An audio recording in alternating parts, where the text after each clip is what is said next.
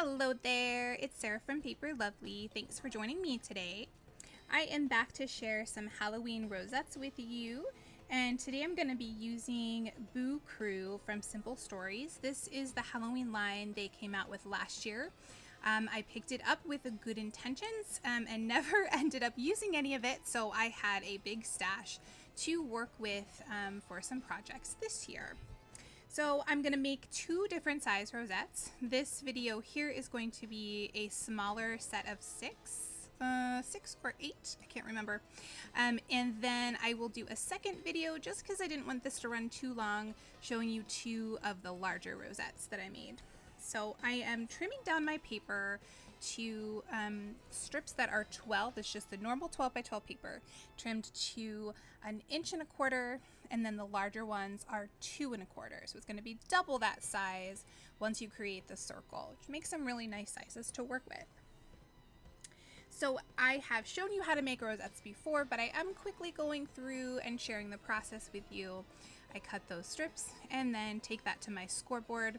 For these, I've scored all of them at 1/4 inch, so that was quite a lot of things to fold back and forth, but it does give a really thin flower rosette to start your base off of. If you wanted it to be thicker or more chunky, you would just space those out a little bit further. You could do 1/2 inch, or figure out something in between that if you wanted a different type of thickness.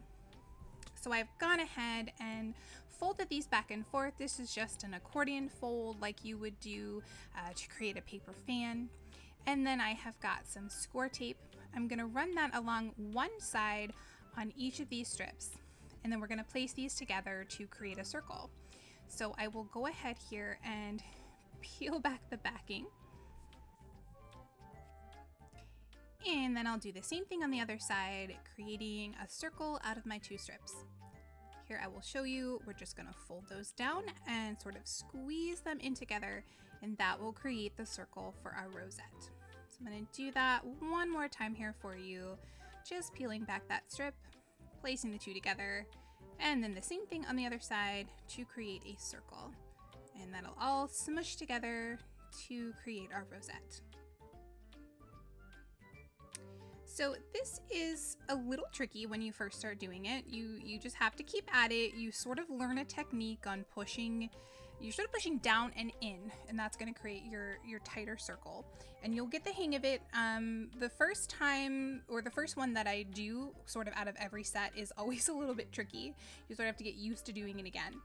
But once you can get that circle as tight as you would like it, you'll go ahead, add some glue, and then I have cut out some 1-inch circles, and I'm just going to use those to place in the center to keep everything together. I like to use hot glue for this because it is much quicker and it dries so fast that you can get that top one done, flip it over, add the bottom one, and it's just a much faster process than using a white glue.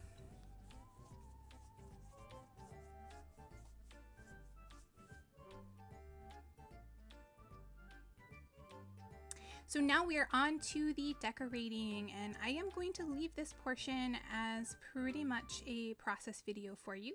I have, again, as usual, sped this up to about 6 times the normal speed. I will let you know some additional things I'm using. I pulled in some American Crafts spider doilies. These are a favorite of mine. I found a whole bunch of them at Tuesday Morning, I think 2 or 3 packs a few years ago, and I grabbed them all. So if I can find them for you, I will link them. I know sometimes they come in and out on Amazon. That is a really good place to check for them, as well as eBay, although I do think Amazon, I've been a little bit more lucky there to find them for you. I'm also going to pull in some cork, some of that stretchy webbing that you can get at the dollar store, and then I'll be using a little bit of ribbon, some glue dots, of course my art glitter glue, and I will pull in a little bit of that Spectrum Noir shimmer pen as well, just to add a few little shiny speckles here and there. So at this point, I will go ahead and turn up the music, let you enjoy the rest of the video. As usual, in the description below, I will have a link to my blog post where you'll find close-up photos of each of the rosettes, as well as a list of all the supplies that I have used. If you have any questions, please let me know in the comments below and I will do my best to answer them for you. Hope you guys are enjoying the spooky season, and I will see you in the next video.